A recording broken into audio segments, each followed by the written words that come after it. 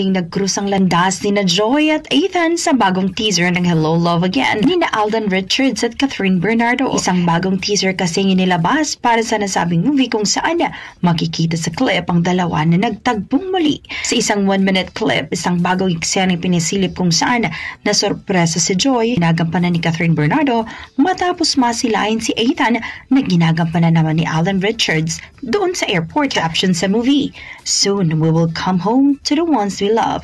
We barely said our hellos yet, but we can feel your overwhelming support already." Ang Hello Love Again, na sequel sa 2019 blockbuster film na Hello Love Goodbye, ay nakatakdang ipalabas sa mga sinihan sa November 13. Ang blockbuster film ay nagtapos ng lisanin ni Joy ang Hong Kong para i-pursue kanyang career sa Canada, habang si Ethan naman ay nagbukas ng kanyang sariling negosyo. At nabitin nga ang mga manonood kung magkakatuluyan ba ang dalawa o hindi. Kaya naman, sobrang na-excite ngayon ng fans ang dalawa matapos ipasilip ang bagong teaser ng movie. Ang Hello Love Goodbye ay isa sa highest-grossing Philippine film of all time hanggang January 2024 matapos na malagpasan ang pelikulang Rewind ng Dong Yan. Yan ating entertainment news. Alex Forakit at Tak Armen.